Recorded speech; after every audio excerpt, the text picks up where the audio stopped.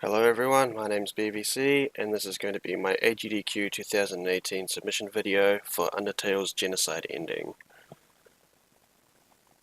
So we start off in the ruins and we make our way through the various areas of the game. So we first run into Flowey. One of the major bits of tech with this run is the text mashing. As you can see in the bottom left hand corner of the layout, I'm cycling through the X, Z, Shift and Enter keys in a particular manner, going in a circular manner, which is what we call piano mashing, which is also considered the fastest way to advance text in the game. So we're just about to get into the second part of the tutorial where the guardian of this particular area, Toriel, will take us through.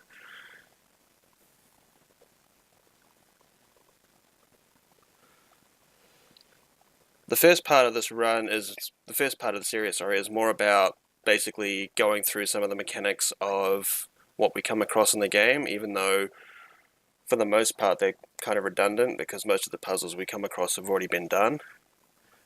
So we talk to the dummy here. It's just a little bit faster that way. Coming up is the first part of where we start off the run, which is where we encounter this first frogget. Obviously we kill it because that's the intent of our nature in this run. Obviously you saw I got a 20 on that frog. Anything lower than 20 and you won't be able to kill it because Toriel will come along and scare it away. So it's important to get at least a 20 on the first frogget, otherwise obviously we'd reset for the most part, because that's basically a free level up. So we've basically just done the first part of the tutorial and now we're basically about to progress into the what we'd call the grind part of this area. With ruins, there's two main places we grind our kills. The first two rooms after this corridor, which is where we grind to either 12 or 13 kills. I'm going to be grinding for 12. And the second part, which is in what we call the triple rock room, which is where I will grind the last 8 kills. So for the first part of the grind here, we want to get Whimsons instead of Froggets. As you just saw, Whimsons are what we call a one-hit KO or a quick kill. Froggets are a 2-turn. Also, there is a chance with Froggets to get a skip, which hopefully I'll get to explain a little bit of if it comes up.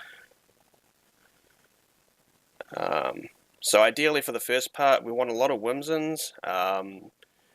It loses us a little bit of time if we get more Froggets than Whimsons, but in saying that, the second half of the grind is where we lose the most time if we get bad RNG.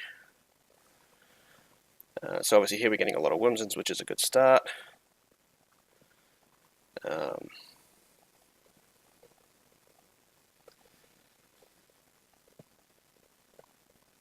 Okay, so that's 6 Whimsons in a row. That's actually really good for a start.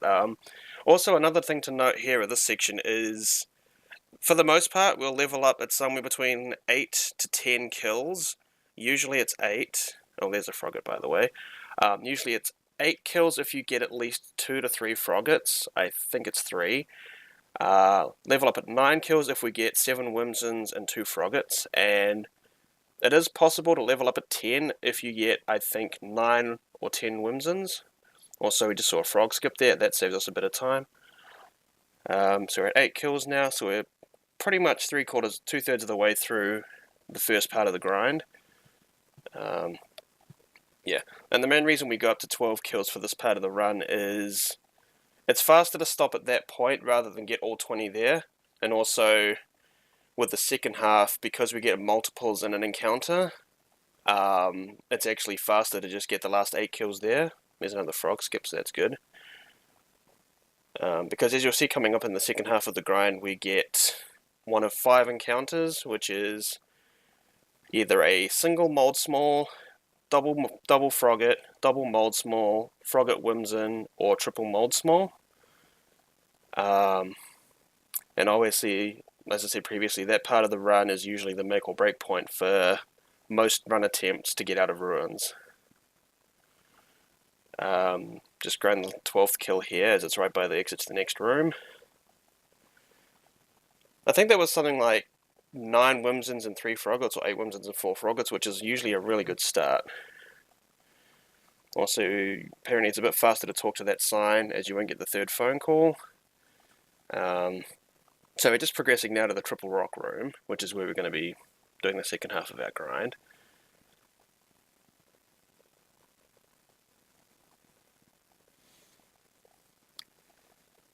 Okay, so we have to talk to the rock there twice, otherwise we can't get through.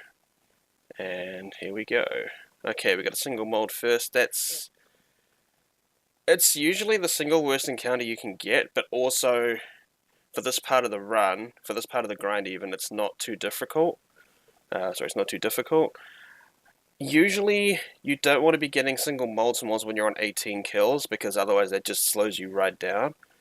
Okay, we got a triple mold small there, that's okay. Ideally, you want to get to 17 or 18 kills and get your last encounter there. Usually for people that grind to 13 kills, they would want to get 2 Frogget Whimsons and then a triple mold small, simply because it's faster to get the kill at 17 than 18. Also, because of the way the step count works, as you increase your kill counter, the encounters will gradually take longer to arrive. So instead of getting it at 18, you'd want to get it at 17. I don't think that's going to be happening here because we'll be at 16 after this.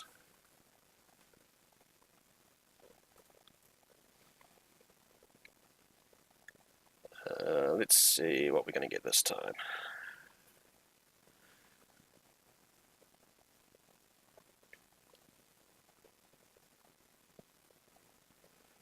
But yeah, you can see in action now how it takes slightly longer for the encounter to come up here than it did previously.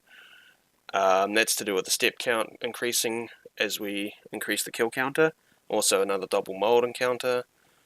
So it hasn't been the best second half so far, but at the same time, as long as I don't get a single at 18, then it's still going to be a relatively okay Ruins grind.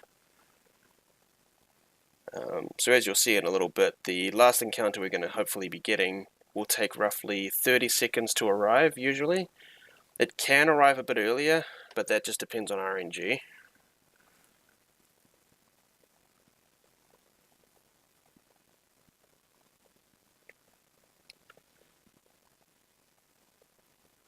So one thing I'll mention now I've got a bit of time is, with each area of the game that we progress through, there is a counter that we have to satisfy in order to progress with the genocide route. So, okay, we've got a triple mold there. It's not optimal, but at least we're clearing on the right amount of kills without any extra hassle. So yeah, there's a kill counter you have to satisfy for each area of the game, and also in order to be able to carry on with the route, as well as killing the bosses at the end of each area. So for Ruins, we have to get to 20 kills. Snowden is 16, Waterfall is 18, and Hotland Core is 40. So we just spare the last mold small there. Note that sparing or fleeing certain encounters doesn't abort the run, with the exception of a few encounters that we'll come across in Snowden and in Hotland. But obviously we don't intend to flee them because of that very reason. Also, you'll just notice on the screen a little bit before that there was a notification that came up saying but nobody came. That's basically the signal from the game that we have cleared out the required number of enemies to satisfy the counter. So all we have to do now is defeat the boss at the end of this area and progress on with the genocide route. The only annoying thing about those notifications is they come up probably, depending on how, well, we don't have to do much walking back and forth in a certain area, but as you just saw in each of those previous rooms, it took about 5 to 10 seconds for the notification to pop up. So we're out of the main part of the Ruins grind, and we're just about to go and talk to Toriel and go to her house. Another thing I'll probably just note now is, normally, because we can get the butterscotch pie if we wanted to, but for this particular run, I choose not to worry about it. Basically because I do have a confidence in my ability for the Undyne and Sands fights, and also because we get the instant noodles at Hotland, which is also part of a skip, which I'll get into in a little bit when it comes up. So we don't need to have both healing items for that fight, we just need to grab the noodles, and since it's basically on the way through the run, it's easier to grab it there than to lose that bit of time to grab the pie. So we're just about to fight Toriel now, and as you're about to find out, like most of the characters, it is a one-shot kill. Basically how the damage output works for this run is you do damage to the characters based on your killing intent, which is also represented by your LV down the bottom left-hand corner. And because we're going through the run with the intent to kill every encounter we come across, it means that because we have such a high intent, that majority of the bosses that we encounter are going to be one-shot kills. Okay, so that's basically Ruins done. We just have to progress through this corridor and talk to Flowey again, and then we can move on to the outskirts of Snowdin.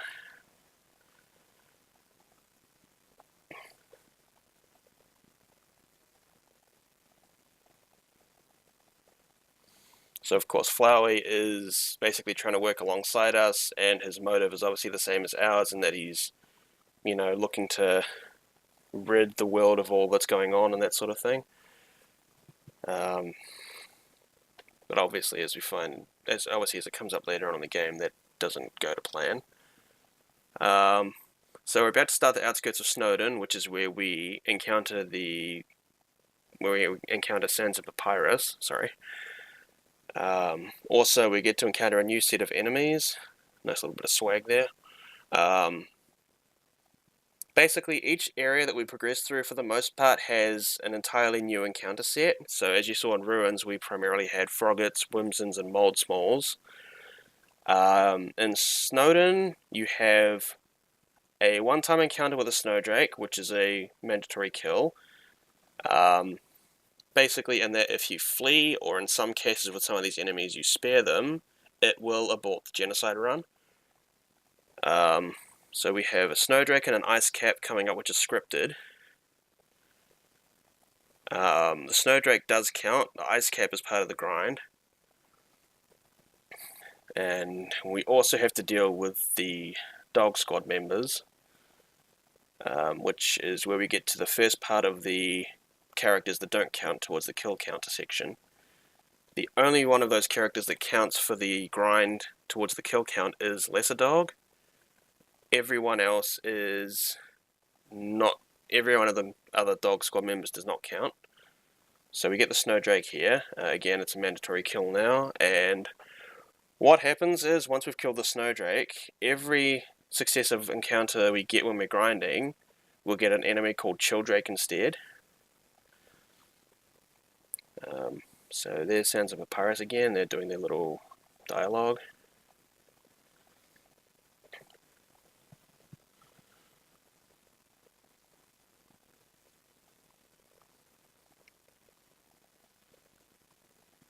So that Ruins time wasn't actually too bad, even though it was a little bit behind PB, but it's still usually a pretty decent time to start off with in a race condition. So there goes the Ice Cap. So we move on to Doggo now. Doggo is the first of the the Doggo is the first of the few encounters, that don't count towards the kill counter. Sorry, I'm getting a bit mixed up at the moment. We get Lesser Dog in this room instead of in the switch room, which is where we normally get it for True Pacifist and Neutral. We throw the stick and then we fight because it gives us the insta-kill option, basically. Sorry, when I say switch room, the one with the dog marriage as well is what I was referring to.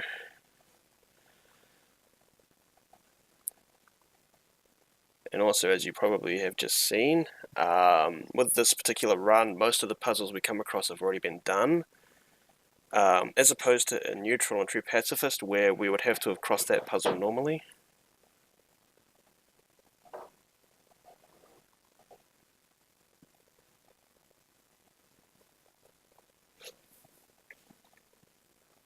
So coming up in this room now, we grind for one encounter on the bridge, which will give us either a double encounter or a triple encounter.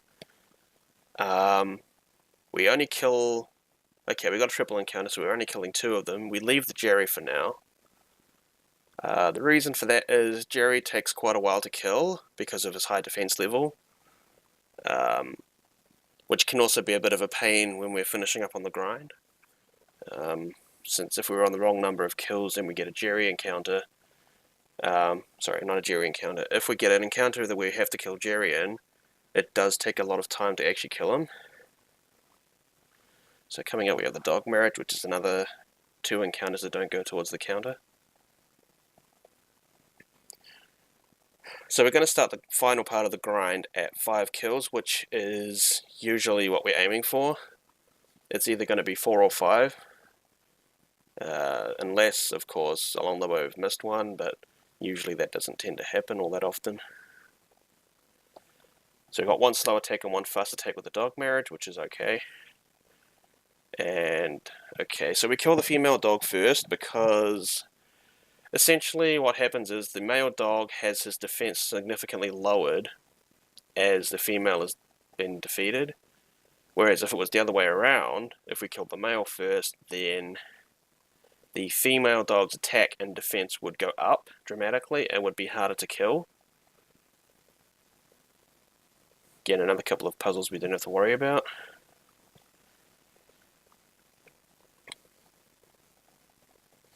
Also, something I forgot to mention until just now as well is you'll notice the weapon I'm using, instead of using the stick, which I used in the first section of the run, I'm using the tough glove.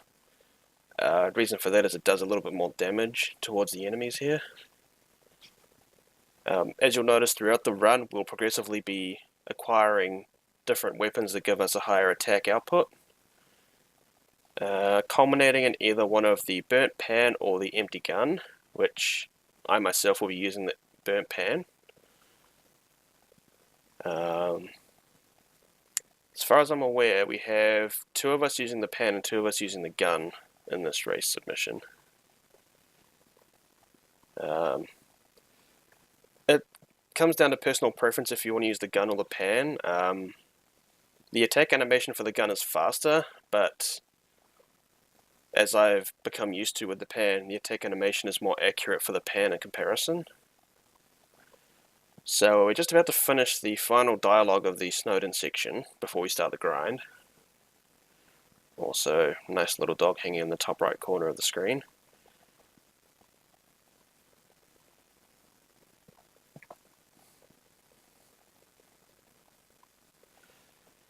So we'll be finding out in probably about 3.5, 4 minutes if I'm going to have to kill Jerry or not. If I am, it's not as dramatically bad as it sounds. It's just going to lose us a bit of time, but we prefer not to. So another thing here is, for the first 5 kills in this section, normally it'll be 4, 5 or 6 depending on how many you had before dog marriage. But for the up to 10 kills, the encounters come a lot quicker than after 10 kills. So you'll notice I'm doing a little bit of a wall humping or wall grinding or whatever you want to call it, and then moving down towards where the pathway extends out. That's basically just because the encounters come at a quicker rate. Also, another thing I forgot to mention, now that I've mentioned it here, is with the wall grinding, we press up and down against the walls up top of the screen, up top of the area that we're in. What that does is it keeps us in place, but it increases our step count without us actually physically moving out of that spot. It's one of the few handy tricks that we have in this run in terms of being able to get encounters quickly and not having to worry about moving around too much, since it just lets us stand essentially 1 frame away from the transition zone to the next room and get all our encounters. Also, we're at 10 kills now, so the encounters are going to be a little bit slower to come out. Again, this leads on from the discussion from Ruins, where the kill counter and step counter increase with each other. So the more kills we get for the counter in that area, the higher the step count will be in order to get the next encounter.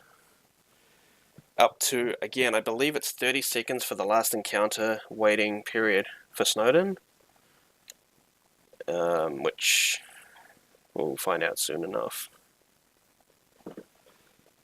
So we're getting another triple here, that's good. Also, yeah, there's the Chilldrake. The reason why we kill the Ice Cap first is because the Ice Cap attack animation is slightly longer, and also, obviously, because the Ice Cap's a one hit if we hit it in the right spot, it means we have to deal with one attack instead of two. So we're at 13 kills now. We want to get, at this point, we would want to get a triple kill and get the Jerry, so we can clear this turn instead of having to get another encounter. But obviously, that's up to RNG to decide. If we were to get a double, which is the Ice Cap Jerry kill, then we would just flee the Jerry or spare the Jerry and go for another encounter. Okay, so we got the double there. That's unfortunate, but it's RNG. It can't be helped. So either way, I'm going to be clearing after this encounter. Obviously, we don't want to get another double. We don't want to have to kill Jerry now since we've already wasted time on this encounter as it is. But then, knowing the way the game works, I will probably get that double encounter and have to kill Jerry. Just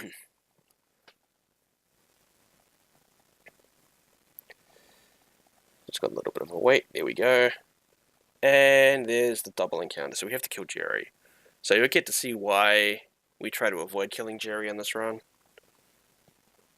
Because even though his attack animation is virtually non-existent, because of his high defense, it takes quite a bit to actually kill them.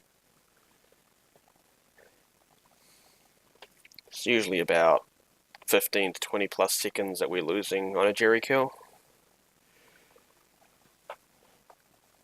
But then again, that's just the way how RNG works in this run. Sometimes you get ahead on optimal kills, sometimes you lose time on it. So that is the Snowden section completed. We go into the town proper, and we are about to go and encounter the boss for this area, Papyrus. Go through the igloo here and take the shortcut.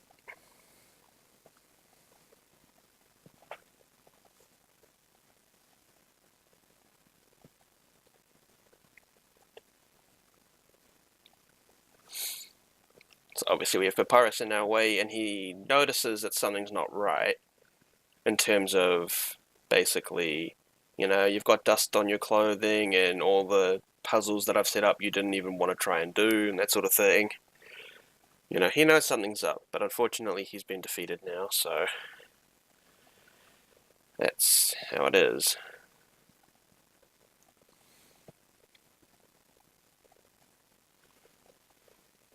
So after we've finished here, we move on to the waterfall section, which is where we have the Undying the Undying fight at the end. Also another little bit of RNG in terms of the second half, which I will get into when we get to there. Coming up, we do have two scripted encounters that we tend to avoid.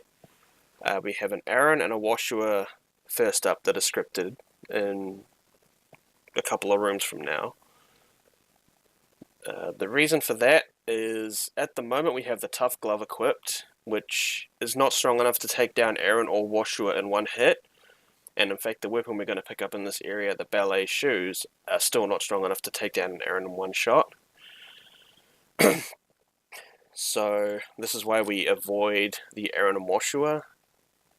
There was a time I would have taken out the first Aaron as part of what we call Aaron strats, but obviously that is dependent on a few factors.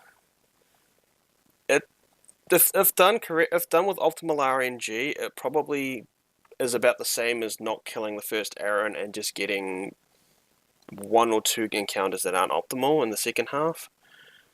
But for this run, I won't be doing the Aaron strats. I'll just be doing the normal waterfall strats here. So the flower puzzles are already done, and doesn't lose any time to go for that flower, just a little bit of swag there. So here's the first Aaron which we're fleeing. Again, we don't have enough power to take them out in one shot, so we don't worry about it. And we're just coming up to the Washua in a little bit, which is also the same scenario. We tend to flee it straight away. So we're just about to come up to the first Spears chase, which involves a little bit of movement strategy. Basically what happens is you get a set of 3 spears thrown at where your current position is. So they tend to try and follow probably a full frisk width behind us, which is why if we are not optimal in our movement or if we're too slow moving, we have a chance of getting hit, which will take us into a little mini game, if you want to call it that, where we just have to dodge a few of the spears there in the bullet box. Luckily though, we didn't get any hits, so that's fine. I think getting hit by the spears wastes 2 or 3 seconds just because of the little animation that you have to go through, but other than that, obviously not getting hit is pretty good there. Again, it just comes down to how you do your movements and just where you position yourselves for the most part.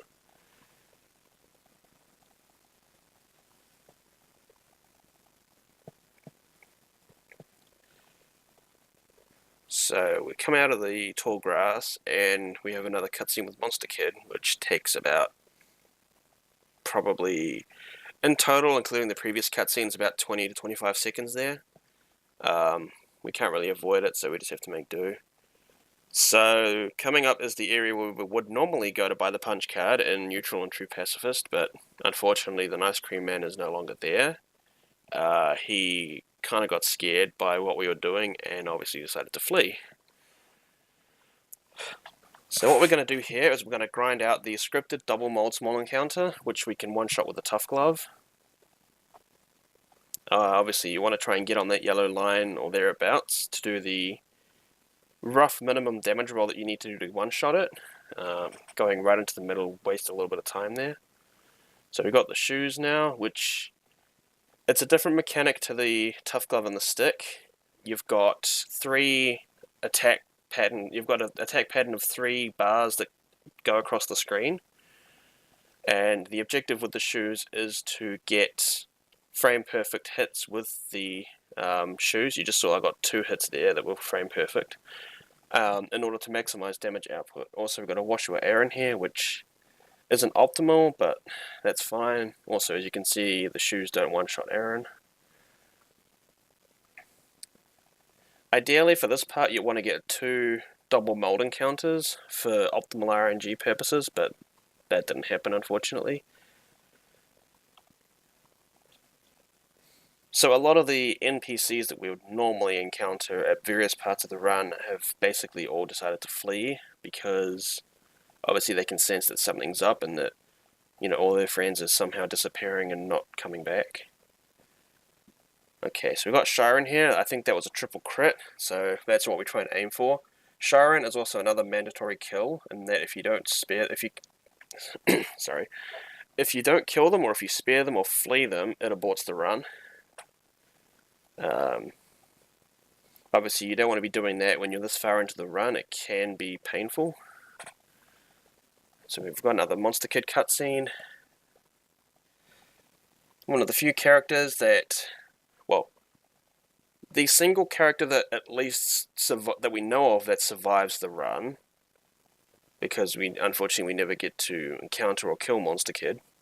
I might say we don't encounter. As far as I'm aware, at least, apart from all the other NPCs that have disappeared. Also, Jerry is another one that can survive if we don't have to kill them back in Snowden, but unfortunately for this run we did.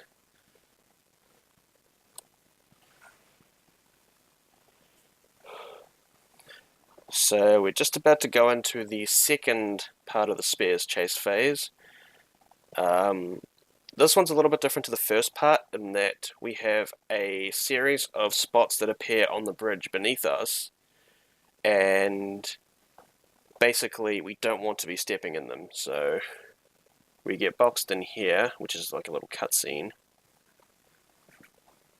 And again, if you get hit by one of the spears that pops up from the blue spots, that's also about a 2 or 3 second time loss for the little mini game, whatever you want to call it there. Another thing I'll point out here is you can manipulate the pattern of the spears in that. Okay, there we go, that just happened. You can manipulate the pattern of the spears appearing by holding down certain arrow keys. So for here, for example, we hold down and left, and the spears tend to appear on our left as we're facing downwards. We tend to do that so we can try and avoid getting hit, but obviously that didn't work before. Although that was more my own fault. I wasn't standing in the right spot. So we just come up to the last bit now, and we turn back and find that we are trapped.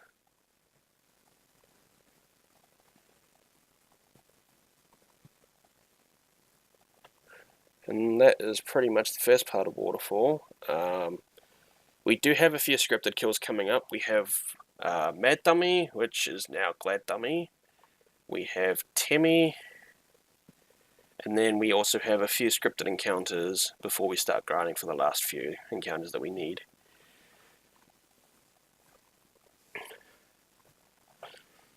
So we've fallen down into the, I guess you could call it the lower part of the waterfall with the flower bed. Also coming up is a little bit of swag that doesn't save any time, which is Jesus Frisk, which I didn't get there unfortunately. It's kind of a pixel perfect trick that you need to walk off the top right hand platform whilst holding up and right on your keyboard, and you'll essentially be walking on water. Again, it doesn't save us any time, it's just a little bit of a swag that, you know, it looks cool. So we've got Glad Dummy coming up now. With Glad Dummy and Timmy, a thing to note is we don't want to mash straight away. You see I waited for a little bit there. That's because if we mash too quickly on our attack, we can deal insufficient damage to one-shot them. I think Glad Dummy is a 4 and Timmy is also a 4. I think it's somewhere around 4 to 7. I'm not entirely sure on Timmy because I've never had a scenario where I've had to two-shot Timmy. So we've done that, we're at 7 kills now. So coming up we've got 3 scripted encounters, which is a Mold Small, Mold Big. Which, as you saw with the Mold Small, it's easy to clear it without really worrying, but the Mold Big you have to get a decent hit on them. Then I believe we have a Washua Aaron. There we go. So we've got a Washua Aaron coming up. That's also scripted. I'm going to flee the Aaron there because it leaves us at 10 kills. Also the fact that we killed the other Aaron back when we were at 4, or we were going to 4. So we've got Washua Mold Big now, which is the primary encounter that we want to get from the unscripted encounters. Obviously the 3 encounters types we can get. Also apparently that was a double input on my part. It's unfortunate, you know, we just have to quickly tidy it up. So we want to be getting Mold Big Washuas, which are the ultimate encounter because they're both a 1 turn. Aaron Washua is the second encounter that we want to get if we can, which we just got now, which is fine. Getting a single Timmy on an even number is usually not something you want because it just wastes time. Also, yeah, see, that was basically a frame perfect triple crit on the Aaron, and well, yeah, it only does 91 damage max. With the single Timmy, assuming you kill them, then that puts you onto an odd number, which makes it somewhat difficult to grind out the amount of kills you need to in the right amount of encounters. Also, now that we're at 14 kills, we're going to be walking through the last 2 rooms to get the encounters because of the distance that we have to travel. Also, it's another Washua Aaron, that's not too good, but it's fine, we'll take it.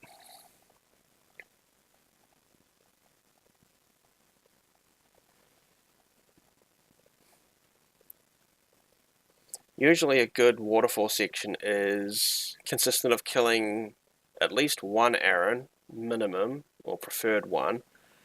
And then for the unscripted section here, getting 3 mold big Washuas.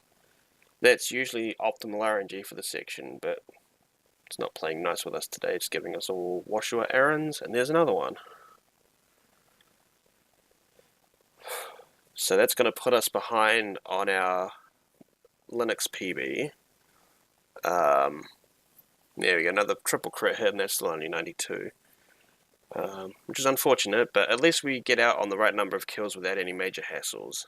So we get to progress to basically the end game of the waterfall section, which is dealing with Undyne. Sorry.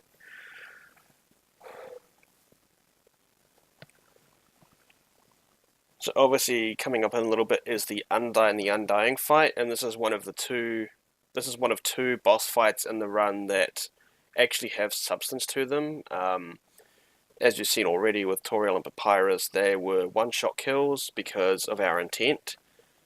Undyne is different because whilst we do essentially damage them enough to one-shot them, they do reform their body in order to take us down because of their determination.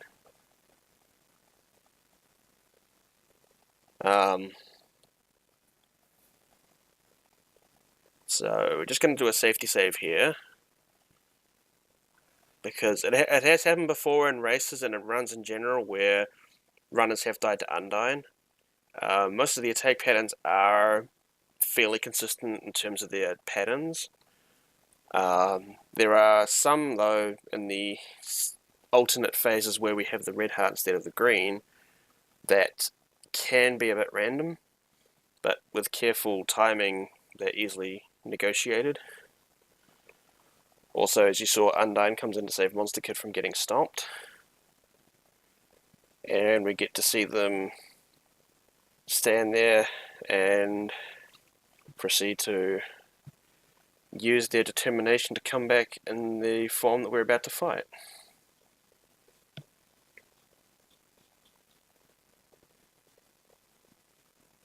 So with Undyne, with Undyne the Undying rather, there is a quick kill availability that we can do.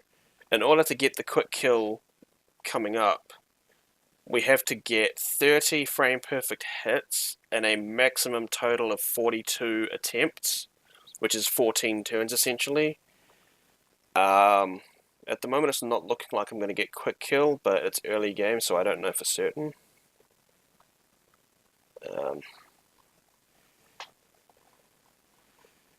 Because you'd have to get the 30 critical hits as well as at least enough damage from the other 12 hits that you would get in order to get quick kill.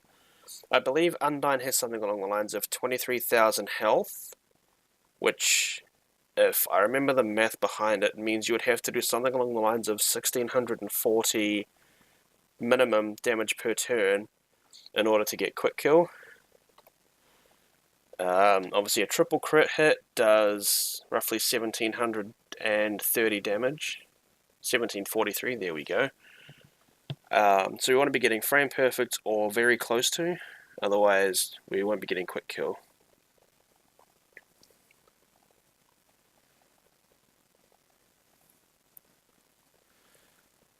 Also coming up, we have one of the few red heart attacks that have a particular pattern that we can just negotiate through, which is an RNG based. Obviously you want to go through the gaps between the arrows to not take damage.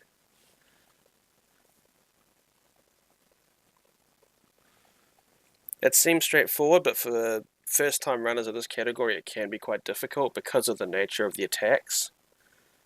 Because this fight in itself is a little bit more faster and intricate than the normal Undyne fight from Neutral and True Pacifist, or Neutral more so.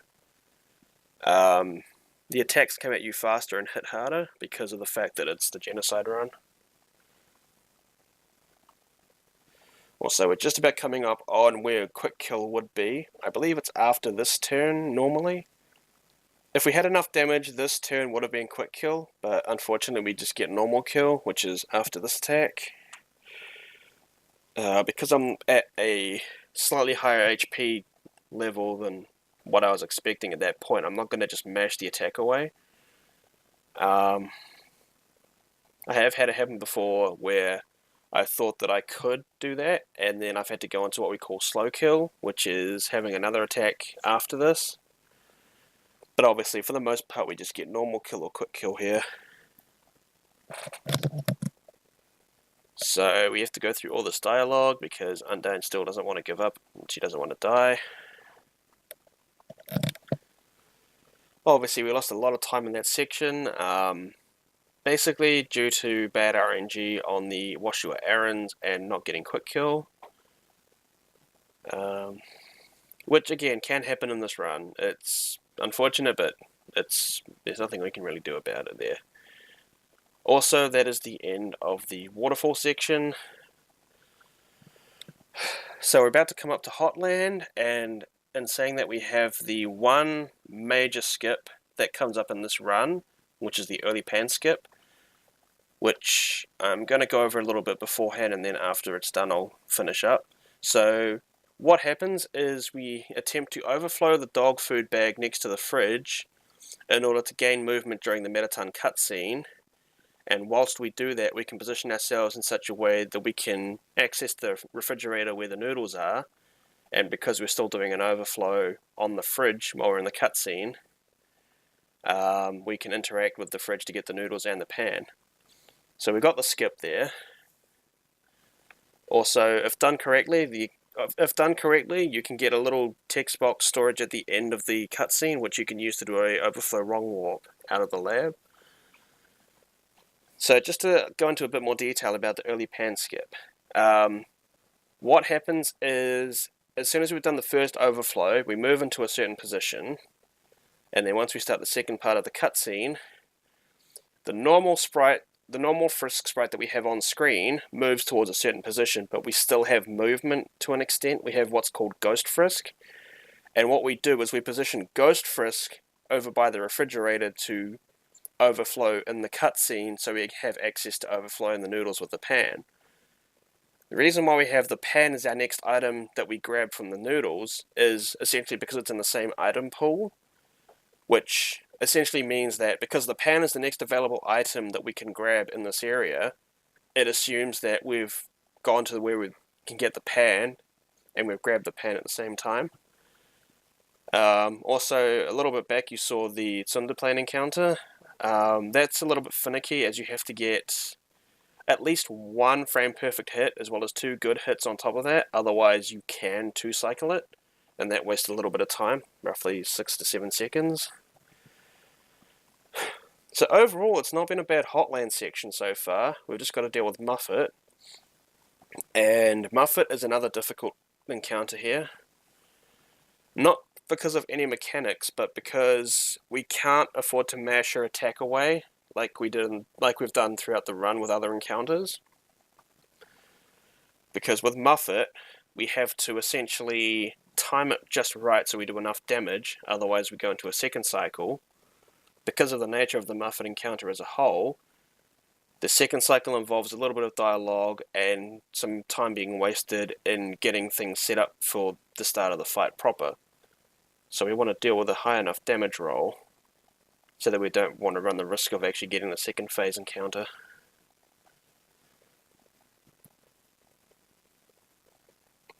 Okay, so we're at the spider room now. Also, you'll notice we're only going to get 5 kills counting Muffet in this section, and then get the rest of it in core. The reason for that is because with core, you're getting multiples of encounters, so you're either getting 2 or 3 per encounter, although you can still get singles, but hopefully that doesn't happen. So Muffet's damage roll is normally 1250, so that's a little bit of overkill, but we also want it to be safe rather than sorry. But yes, with core, it's different because you've got 7 different types of encounters you can get in core, which is single Night-Night, single Magic, Frogget Whimsalot, Frogget Astigmatism, Whimsalot Astigmatism, Night-Night Magic, and then a triple combination of Frogget, Whimsalot, and Astigmatism. So Night-Night Magic are the ones we have to try and get the frame perfect hits on as often as we can, because they're the ones that aren't a guaranteed one-shot if we do enough damage without quadding. So we put the pan on there because now that we've done the hotland section, it's faster and better to have the pan on. Also, that was a good Muffet section. I somehow gold that by less than a second. So with sufficient damage on either a triple crit or what we call a fake crit, which is where we get 2 frame perfect hits and 2 solid hits, we can one-shot Astigmatisms, Froggets, Whimsalots. Sorry, just Froggets, Astigmatisms, and Whimsalots. But with Night Knights and Magics, we have to get quad hits, which is what we just seen on screen. Oh yeah, that's what I was going to say.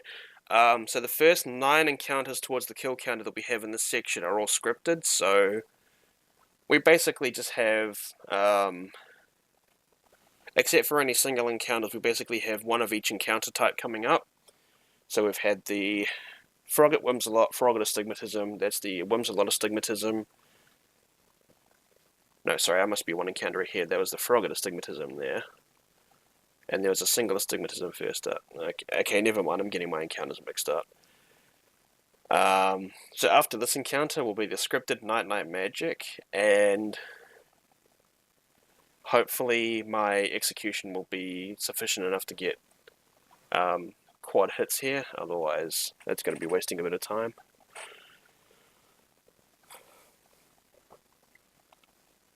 Okay, so that didn't work.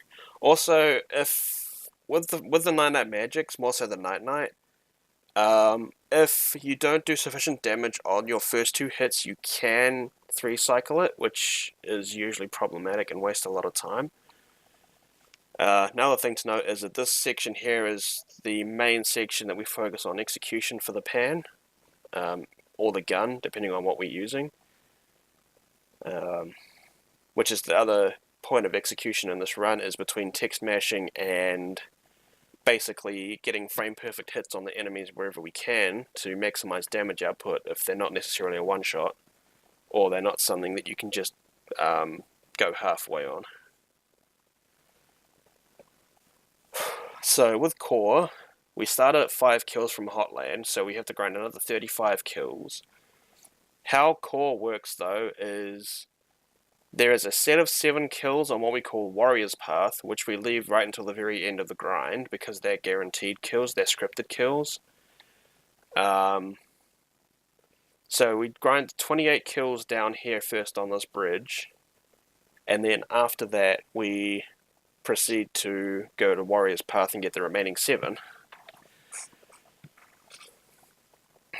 This is probably the single biggest point of time gain and time loss in a genocide run. Also, nice single magic there, so that's going to be a bit of time wasted.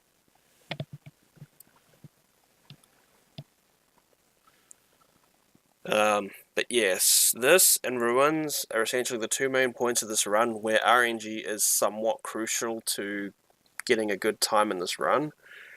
More so here because of the nature of the RNG, because there's that many different encounter types. Also another single encounter there, single Night Knight. Not the most pleasant start, but I'm sure we can make it work.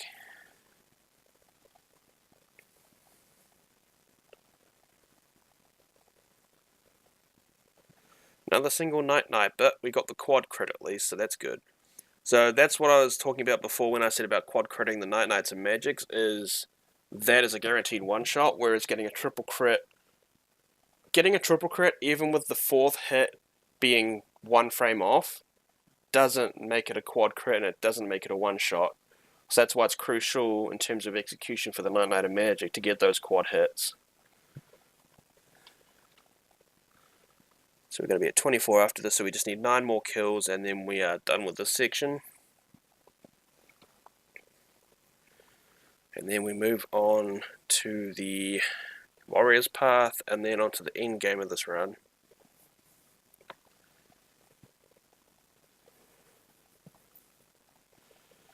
I mean, I wouldn't say this RNG has been bad, but I mean, the 3 singles definitely haven't helped. But again, like with most of the other stuff in this run, that's just how it plays out sometimes.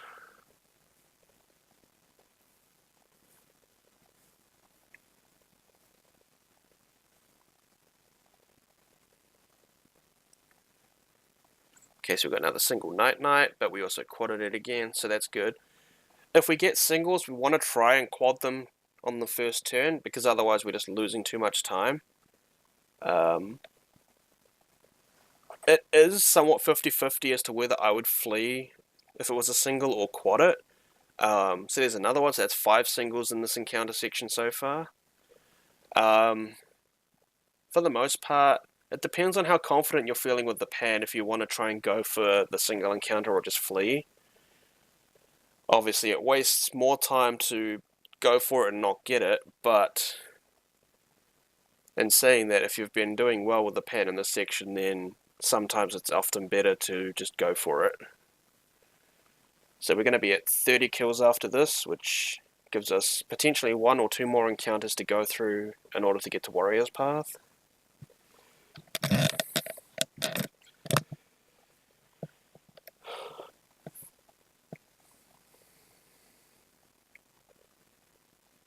So if we get a triple here, we can go straight away. If not, we have to get 1 more encounter. And again, there was a bit of a delay because of the step count rule. So we've got a double encounter there, which is fine. What this means, also another thing to note is with the Warrior's Path encounters, you cannot flee from them once you start them, so that's why we only grind to 33. So if I got a double here, I would flee the second encounter because it's not relevant.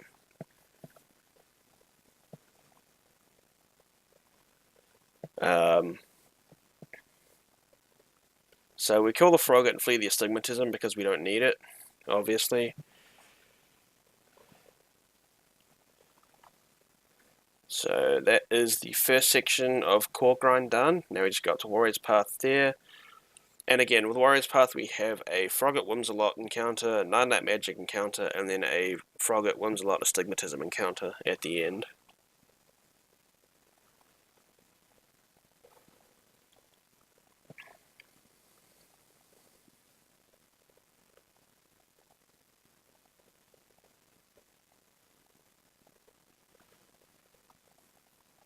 So after this we have the Metaton quote-unquote fight.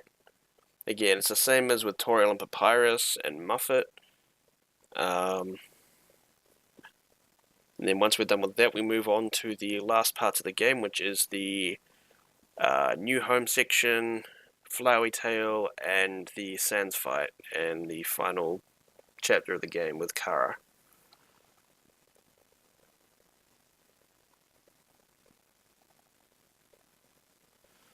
So we've just got to kill the triple encounter here and we're done. I wouldn't say we're on a bad pace at the moment, but realistically, apart from Undyne, this run hasn't been too bad so far. Oh, sorry, apart from the Undyne split, this run hasn't been too bad.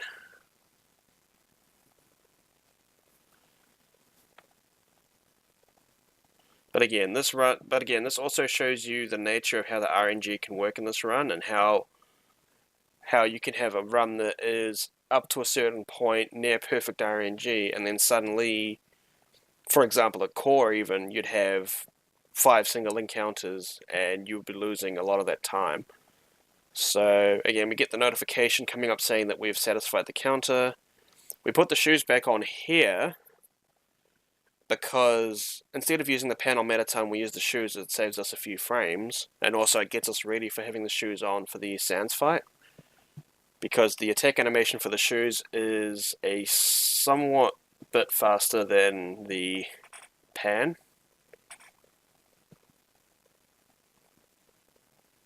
So we have Metaton Neo down.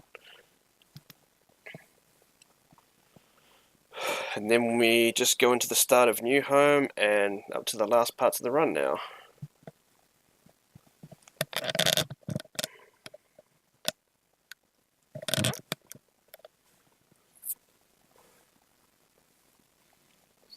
Also, another thing to note is after you've finished the Metaton Neo fight, That's the genocide route locked in. There's nothing that can be done in this game to back out from the route. The only way before the Mettaton fight that we could have escaped the routing, if not that we would, but if we were wanting to, is by not getting 40 kills between Hotland and Core. Say if we had 39, for example, we get a different set of dialogue and we go back onto the neutral route. But that's not the case here.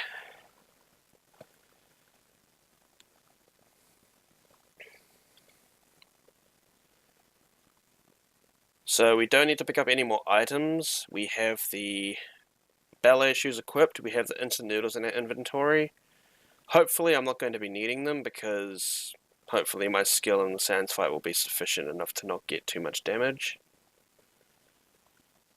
So we have Flowey Tail here, which is this Flowey going on about his life story and how things have gone the way they did and what his plans are and all that. You can just insta-mash through it. So not unlike Monster Tail in Neutral and True Pacifist, where we can't mash through the text. So we have to go through the basement and out to the other side of the corridor in order to progress to the Judgment Hall where Sans is. And then we will be going into the Sans fight soon.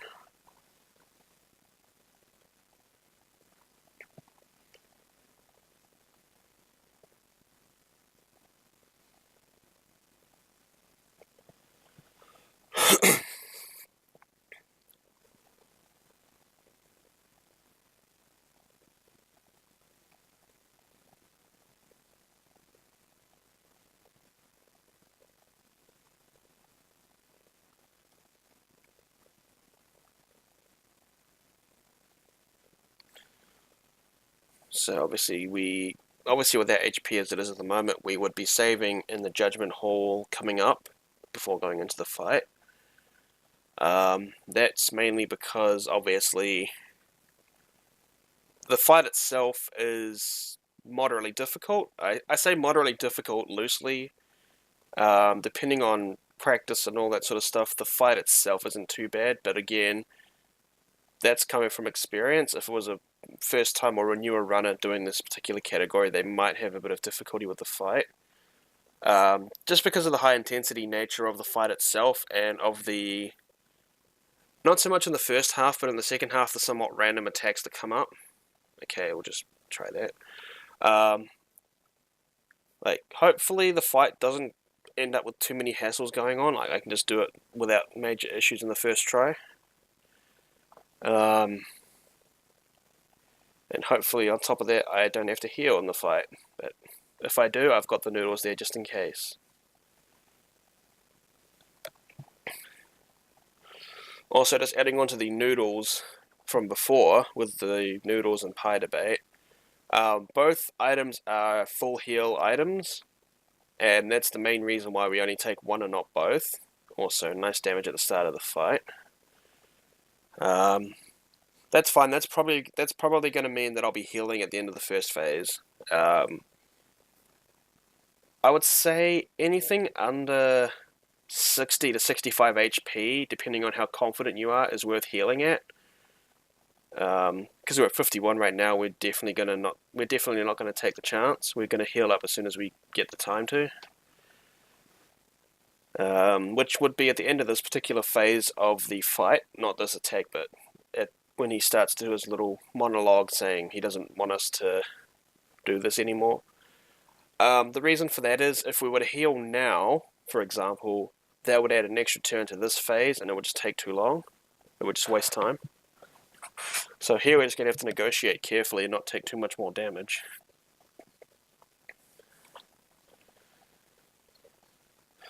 And again, you can probably see firsthand how difficult some of the attack patterns are. This one's not too bad. It's just, luckily you can jump through the platforms if you're going up, but if you're going down they seem to be solid, so that's where you want to try and be a bit careful.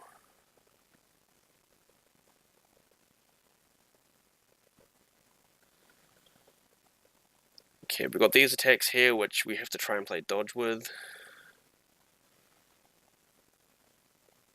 which is another. It's a bit iffy because it's random with where the blasters appear. That's probably the only real RNG part of the attack in this particular phase. So I think we have 2 turns after this, and then we get to the midway point, which is where we can also heal up.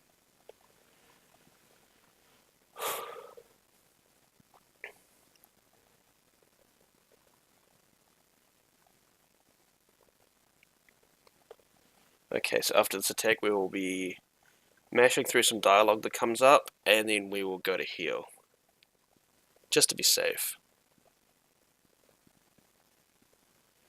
So we're back at max HP, and we can start the second cycle now. This is where it's kind of a bit RNG heavy because of the way the attacks can change for certain parts. Like these stop and go ones here that came up are a bit randomized.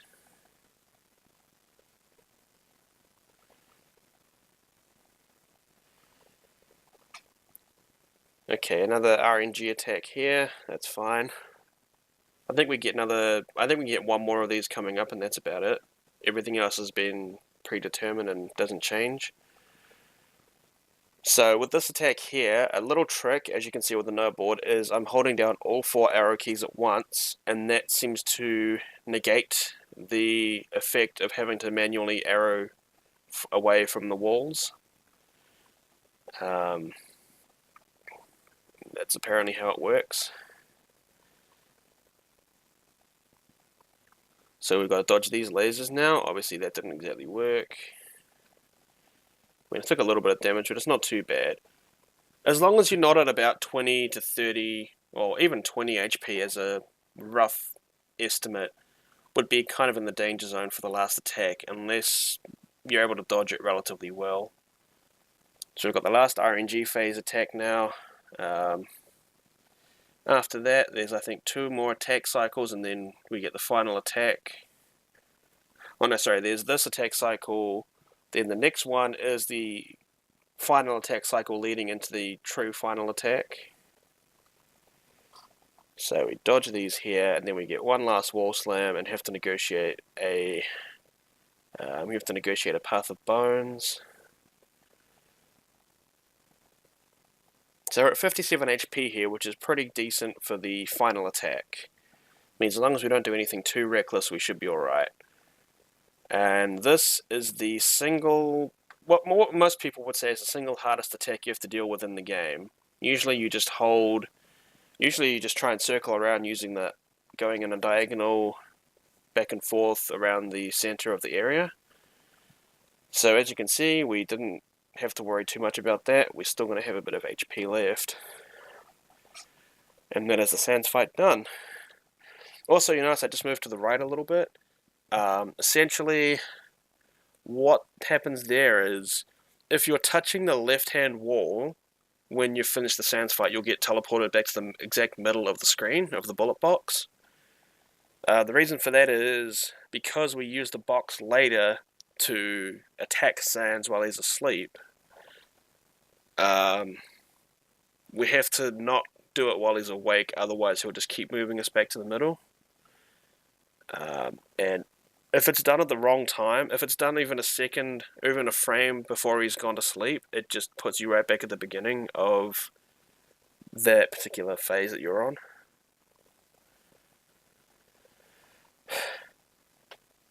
So you have to deal with all this unskippable text, and obviously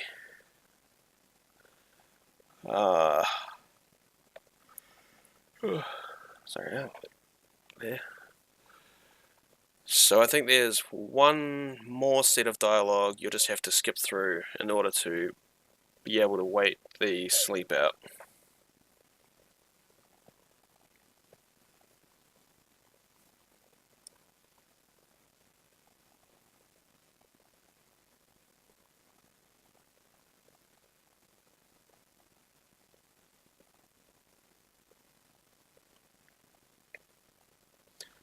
Okay, so after that text box there, we know that Sans is finished with his dialogue. So we have to wait for a little bit before he goes to sleep, otherwise, like I said before, he'll just teleport us back to the middle of the box if we start moving.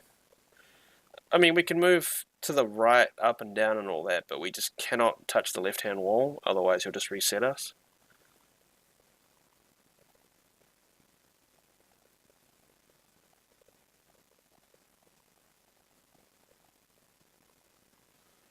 Shouldn't be too far off now.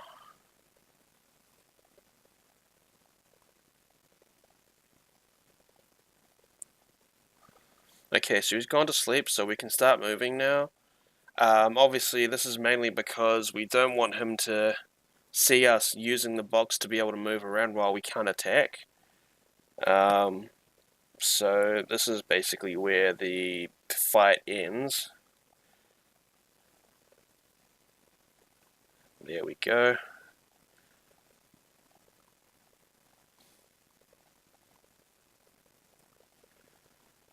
So that is Sandsdown. That is the second of the two major boss fights done. And all we have to do now is progress through to Asgore and deal with the endgame.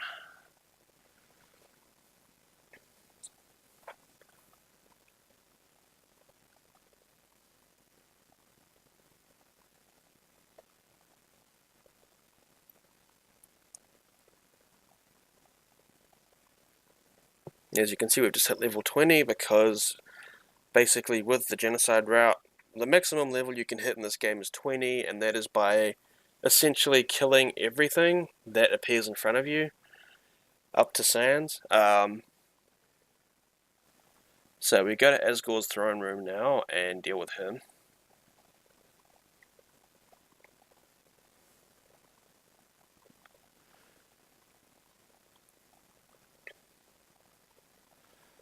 Obviously, we go back to the one-shot territory now.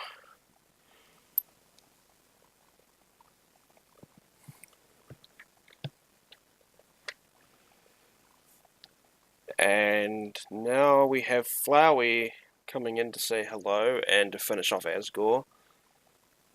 And yeah.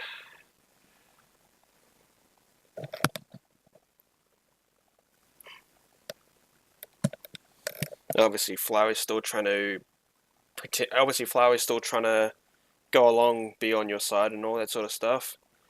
Since he knows basically what you're trying to do, and that you're trying to basically eliminate everything and anything and everything that comes in your way, and that even includes Flowey. Essentially, because you're trying to erase the world, which will be coming up soon. So we have Kara in front of us now.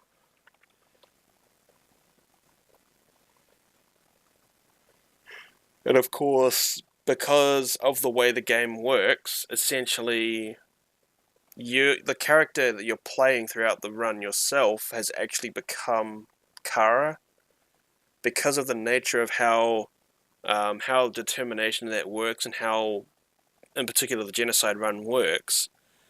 Essentially, it's kind of difficult to explain, but how it works is you have Kara in front of you now, and essentially what happens is they've essentially come back to life and taken over what was your body.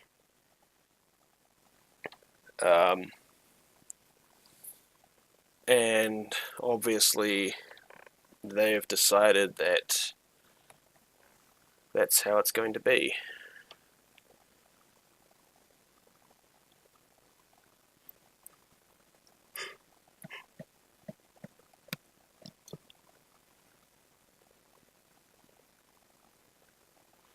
And of course we have all this wonderful unskippable text to deal with. So we can choose to erase this. And that's the end of the run. Again, I'm BVC, and this is the Genocide Run submission from Undertale's Genocide Ending for AGDQ 2018. And I would also like to say thank you for watching.